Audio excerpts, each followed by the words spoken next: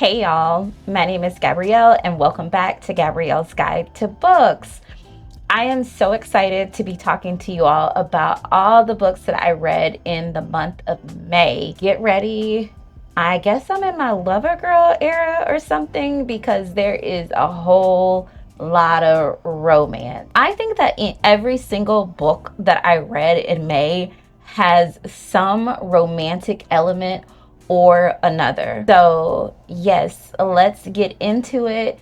And I think it is also so fitting that most of these books have a romantic element because on the day that you are watching this, I am enjoying the Black Romance Book Festival that is here in Atlanta this weekend. So make sure that you're following me over on Instagram so that you can see all of my photos and footage from the festival. If you love Black bookish content, go ahead and like this video and subscribe to this channel. Even on the bad days, I thank God for making me brave, brave, brave, brave,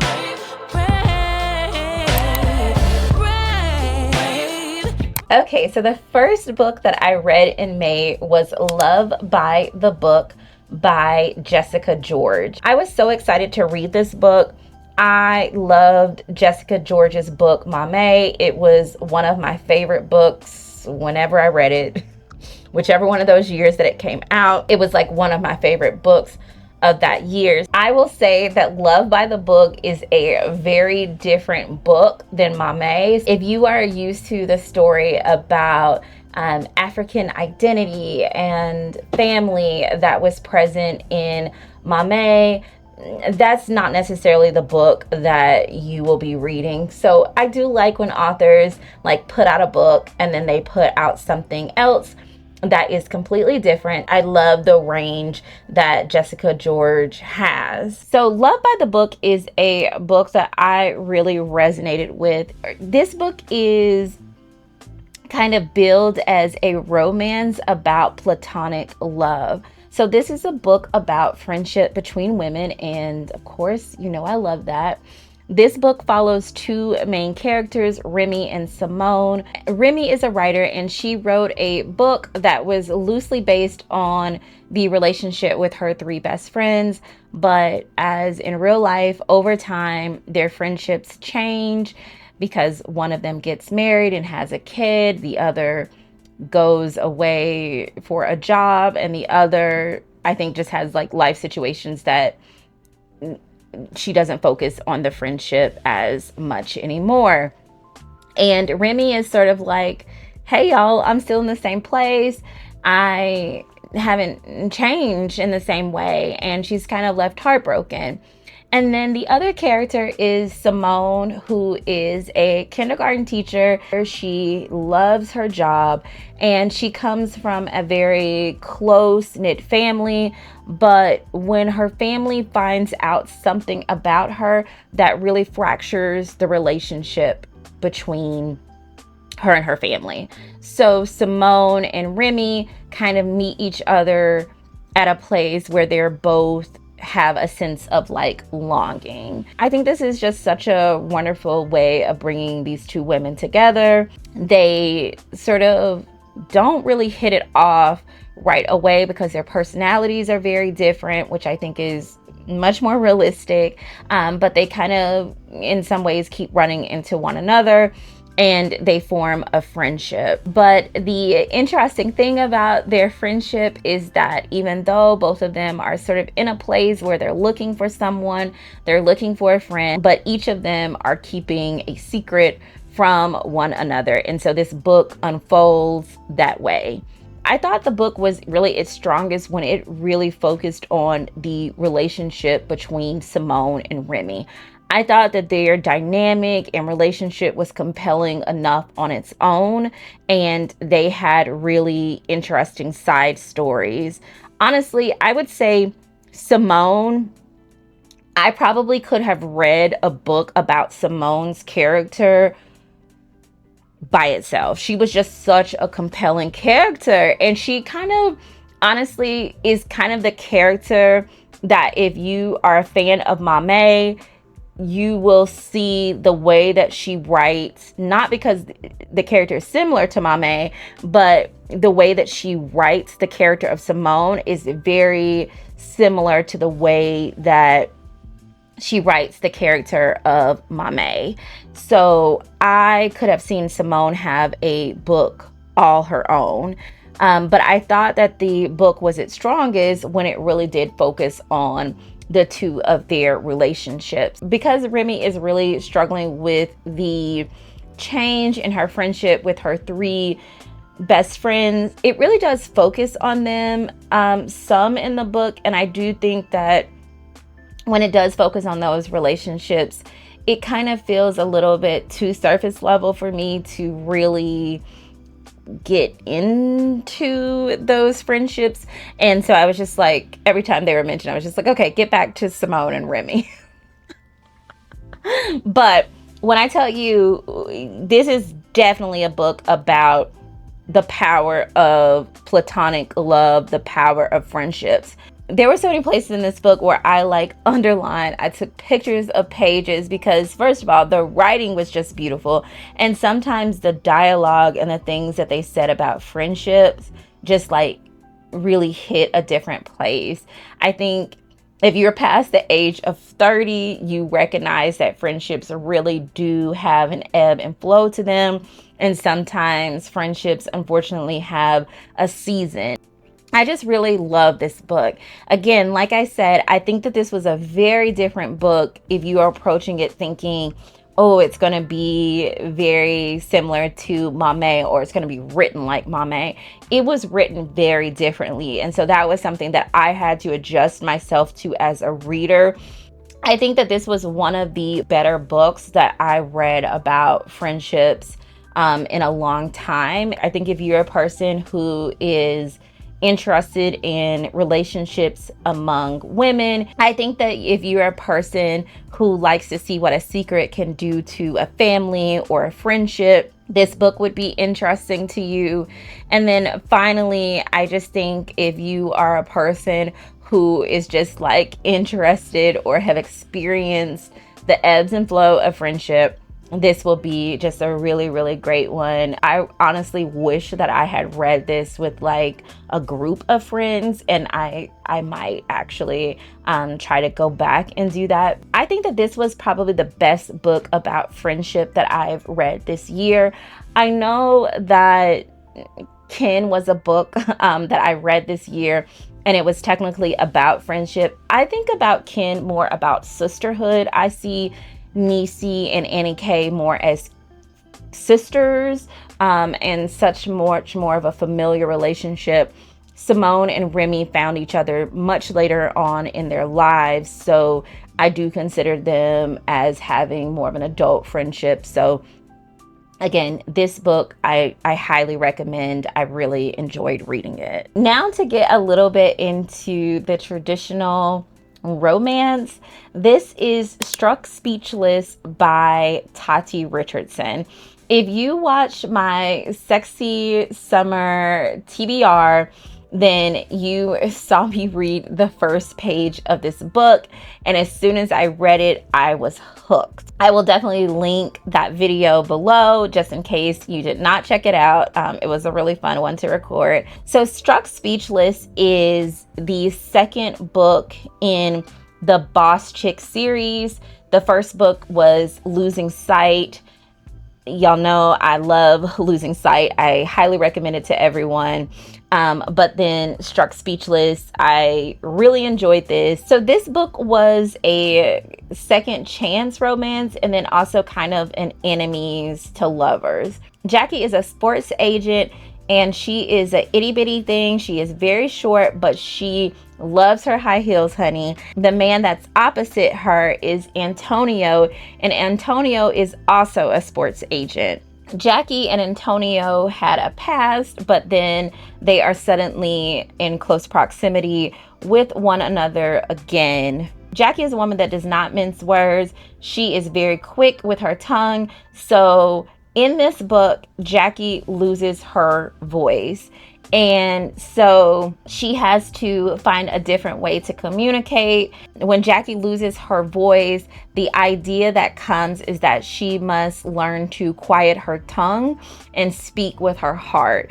Jackie loses her voice, and she and Antonio are in close proximity at that time. And then the rest is history, hun. The thing that I love about Tati Richardson is that her books are spicy and romantic, but they are also funny. I don't know how she does it, but she finds a way to bring humor into her books, and I really love that as a reader. Like, as much as I am like, oh, this is such a cute story, I am like literally laughing at the dialogue that is like happening between the characters, the internal dialogue.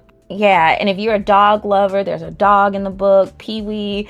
This was spicy. I felt like this was spicier than the first book in the Boss Chick series. I really enjoyed this. I'm always excited to see what Tati Richardson has to offer. I think that this is the type of read that this can be a beach read. This is just one when you just want to have like a feel good time. Again, I just love Tati Richardson. I'm gonna always support and buy anything that she puts out. She is one of my favorite, if not my favorite, romance writers out now. In terms of like funny and being fast paced, I really like this one. There were so many funny moments in it.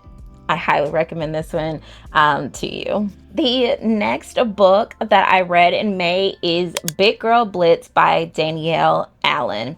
This is the third and final book of the Curvy Girl series. If you remember, the Curvy Girl series includes Curvy Girl Summer that follows Aaliyah, Plus Size Player that follows Nina, and then finally Big Girl Blitz that follows Jasmine and Lamar. I love this story because Jasmine is one of those girls that at age 18, she said, I am getting away from my hometown. I knew I wanted to leave my hometown, but I wasn't like at 18, like, child, let me get the heck away.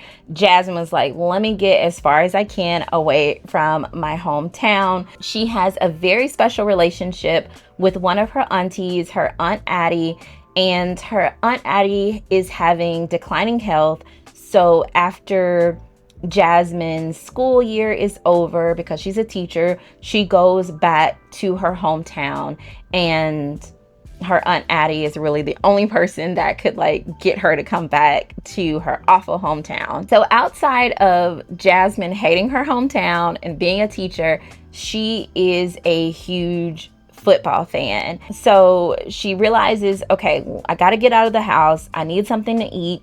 So she goes to a local sports bar and she's enjoying the game. And who sits next to her but Lamar? So she meets Lamar and they have a connection, but she's like, hold on, baby, I hate this hometown. This book is over 400 pages, and I am never going to be a person to tell you that a book should be longer, but this book was the right number of pages. When I tell you that Danielle Allen used every page correctly, she did, okay?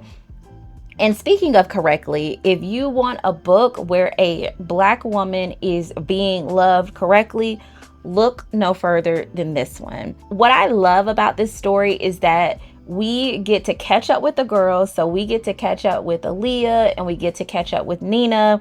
And there's even more kikiing in like the group chat between them. I feel like so much more of their friendship comes out in this book than in any one in the series. We get this like real love story between Lamar and Jasmine. And I think the reason why this story hit me the way that it did is because I think it has a lot of different layers. So yeah, you get the romance with Lamar and Jasmine, but you get the friends chat. You get this very sweet and endearing relationship between Jasmine and her Aunt Addie that has some very like serious layers and some depth to it, but you get a whole lot of romance and, girl, a whole lot of spice.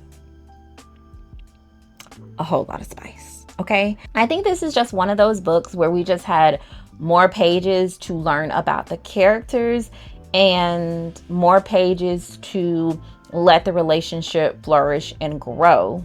Danielle Allen definitely did her big one with Big Girl Blitz. I will say Big Girl Blitz is officially my favorite romance that I have read this year. I really could relate to this because it just felt so familiar. It felt like something that was realistic. Like this was my homegirl telling me about her relationship with her and her boo. So good. I think if you want one that is just going to give you all the feels, it's going to take you through a range of emotions, this is definitely one to read. I would say put this very high on your list. It seems like I am on a kick to finish out series because this is book 2 of the Forever Falling series. And this is The Art of Loving You by Natasha Bishop. The first book was only for the week. This book follows Danny and Micah. This is a second chance romance. This is also one of those kind of forced close proximity books as well. Danny is a social media influencer and model, and Micah is an artist. Their mentor Tanya passes away, and she has some last wishes and demands for them that really forces them together, and they're sort of on a scavenger hunt of sorts to piece together pieces of Tanya's life. She has only 2 requests of them, is that they do it together and they make it magic. I will be very honest with you and say when I first started reading this book, I was like, what am I reading? And it's not a spoiler at all because it is a part of the plot that their mentor passes away. So I was not prepared about how much of the book would really be about their mentor and her death. I thought it was gonna be, she left this demand, it's kind of cute, we go on this scavenger hunt. I was not prepared for how much that was going to be a part of the story.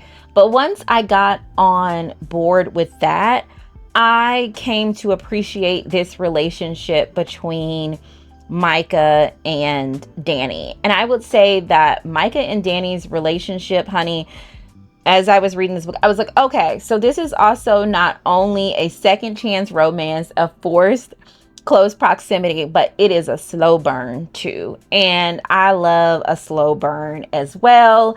I thought the way that Micah in particular supported Danny through a lot of the things that are going to be revealed in this book, I thought was just like really beautiful. I really liked Micah's character and the way that he showed up in this book, not only for Danny, but for other people in his life. Very similar to Jessica George's book, I felt like this was very different from Only for the Week. Only for the Week was definitely had some drama with the sisters, but it was really spicy. I think that this book had a lot more depth and underlying layers, and it wasn't, to be honest, as spicy as Only for the Week, which I felt like was a very spicy book. This might be appealing to people who are more interested in like this slower burn, this depth between characters. I think once I realized how present the mentor was going to be and really like a main character of this book, that helped to manage my expectations. This was one that I definitely felt like I enjoyed in the end.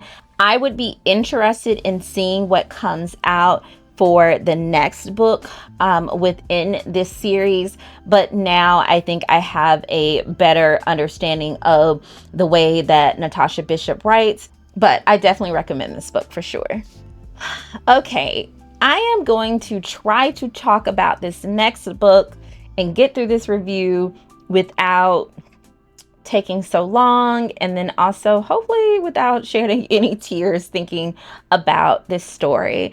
I want to give a huge shout out to Tracy's Open Book, because even though this book was on my list of books to read, after listening to her review this book, I was like, honey, it has to go very, very high up on my list. And this book is Where the Wildflowers Grow by Terah Shelton Harris. I have told you all that after reading one book by this woman, she is an auto buy for me.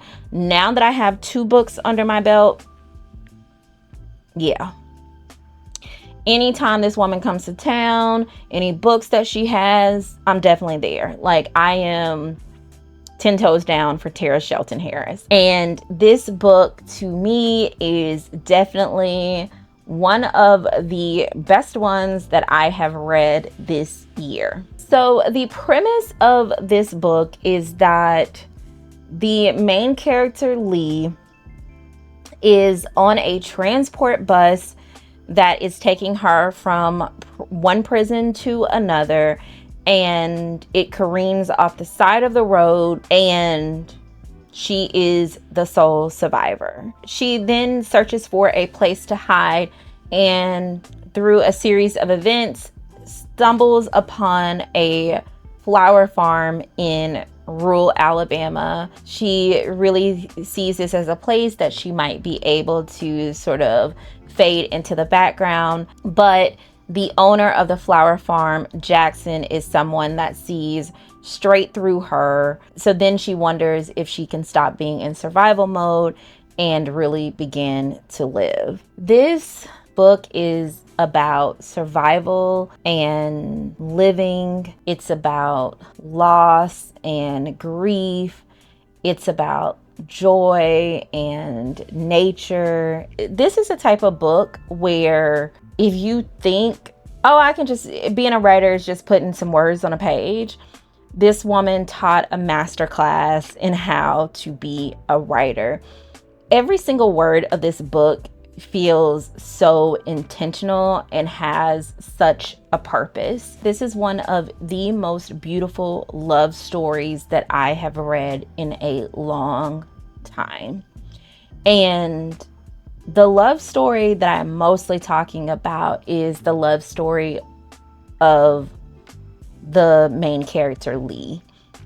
Within this book, she finds herself, like, to witness someone seeing themselves in one way and then through circumstance began to transform their ideas about life and purpose and being and living, and transform into a completely different person in the same body. This was just beautiful to witness. I have so many pages and things that I have marked in this book, but even more that are highlighted, because I think that there are definitely passages in this book that are ones that I will come back to and that will stay with me.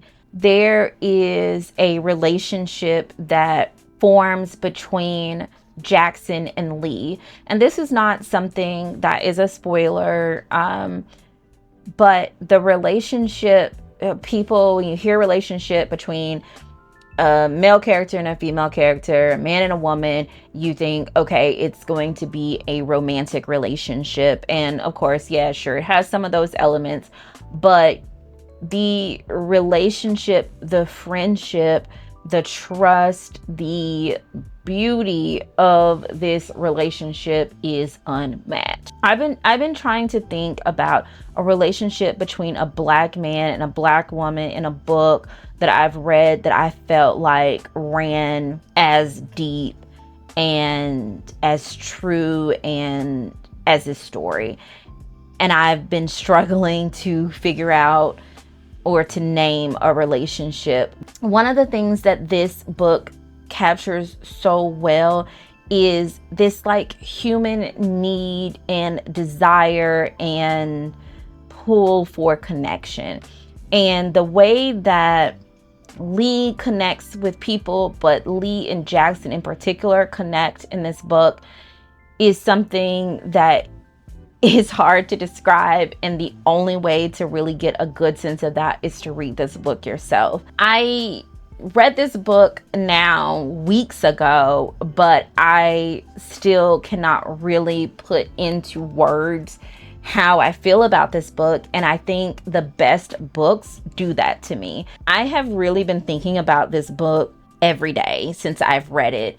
And part of it is because like flowers play a big part in this book. And now, of course, we are in like springtime going into summer, and flowers are everywhere. And so I'm seeing this, but every time I'm seeing them, I'm like transported back to this story and trying to think about it more deeply than I had before. This is a book that I would highly, highly recommend if you want to know the power of reinvention, starting life over, enjoying every second of life and not taking any moment for granted. This is a book to read. I think this is also a book that is about, of course, it's about grief, it's about survival, but this is a book about how to live. I would say this book is probably my favorite book that I read in May, just overall. This book was probably my most highly anticipated reads of all of the books in May. I have been thinking about this book since last year when Kennedy Ryan told us that we could expect it in 2026. And I was like, girl, tell me the exact date, tell me the exact time. And this book is Score by Kennedy Ryan. This is the second book in her Harlem Renaissance series. Wait, is it Harlem Renaissance or Hollywood Renaissance? This is the second book in either the Harlem Renaissance or the Hollywood Renaissance series.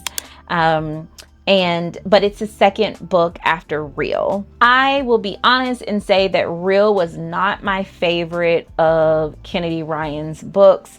I liked Real, but it wasn't one that I was just like overjoyed about after I read it. But while I was reading Real, even before I knew that there was going to be a second book, I was very interested in the dynamic between two sideline characters, Verity and Monk.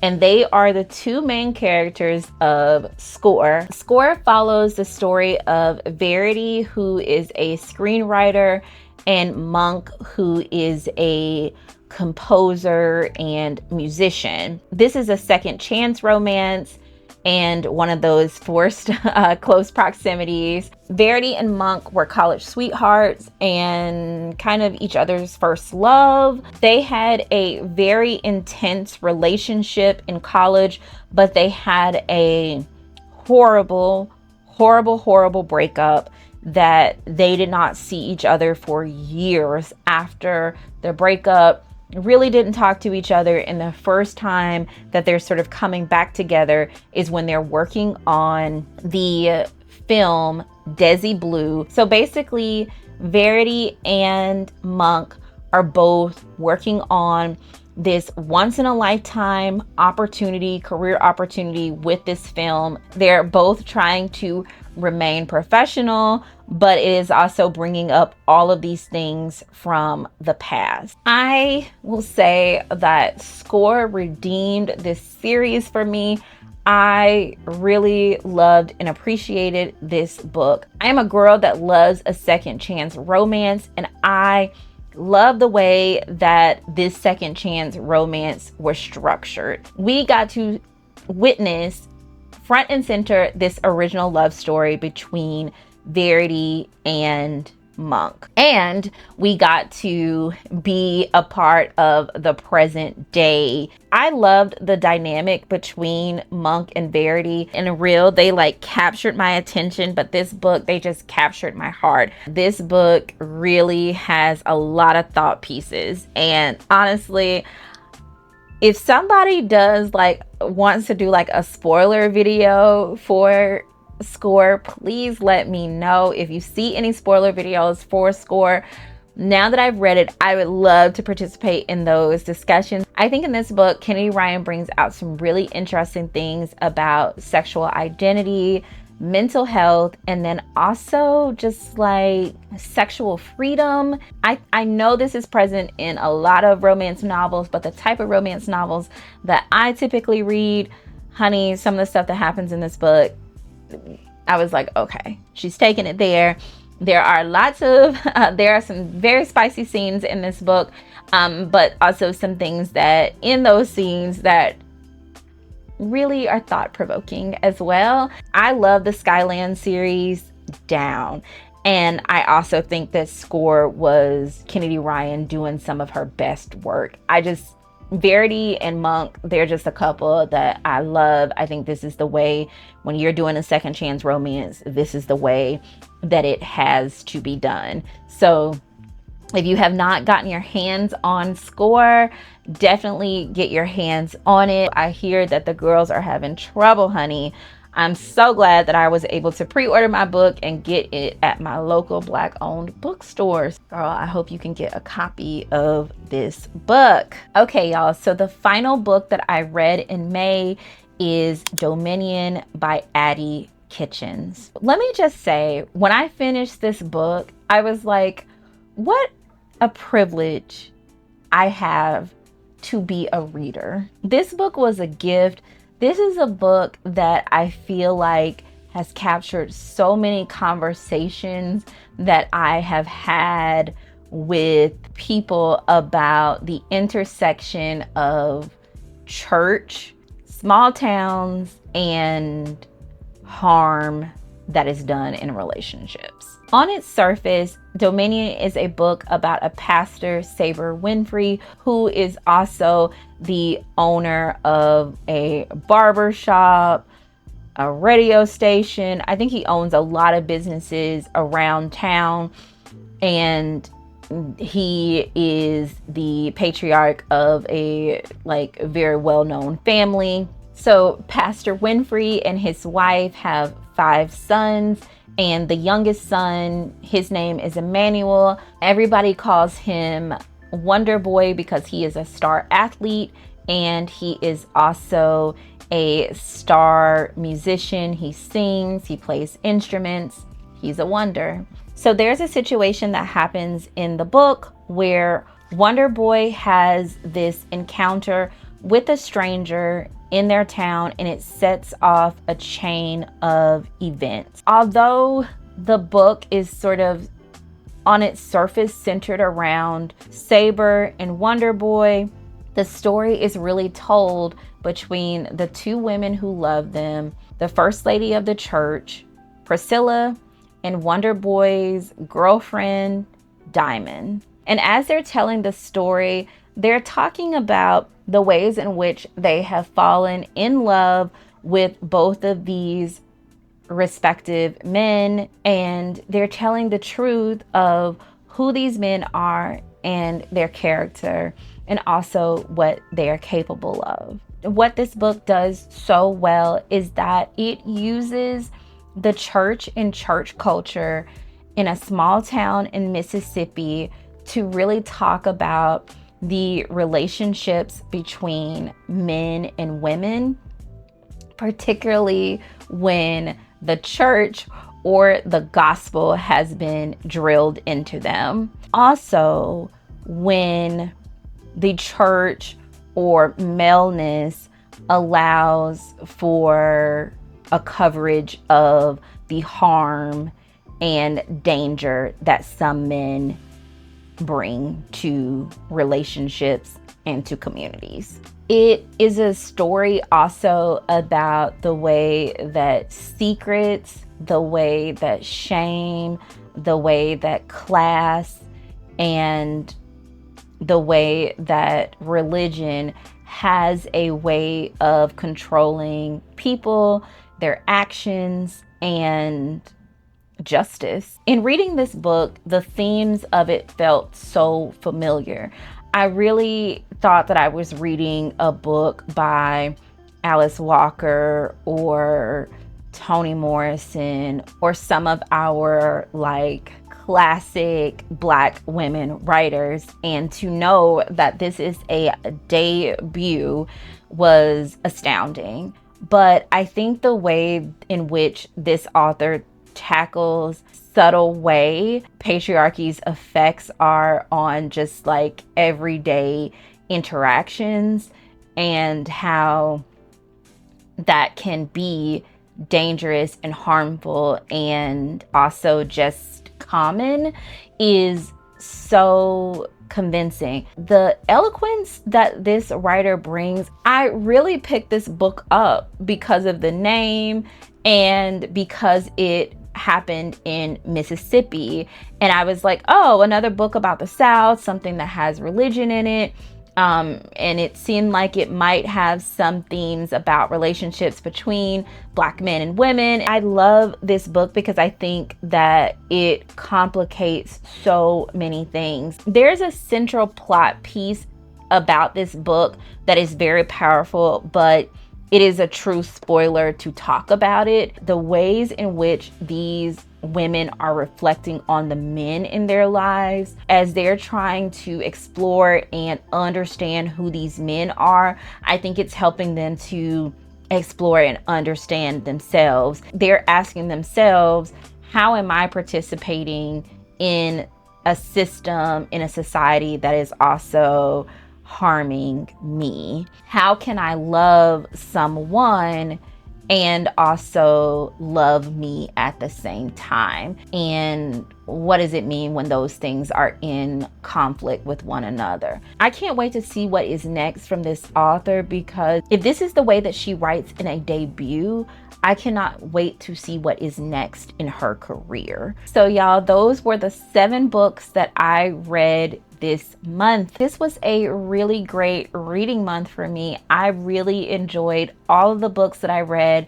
I was able to take something away from them. Also able to be in like my lover girl era, thinking about relationships and romance of all kinds the entire month, and I love that for me. Please let me know in the comments if you've read any of these books that I talked about today.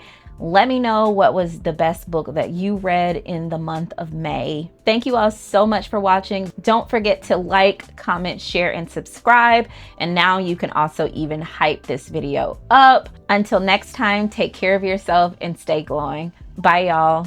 I can't help but think that there is something more to find, more to life than what I have right here, right now. Used to call it stable, now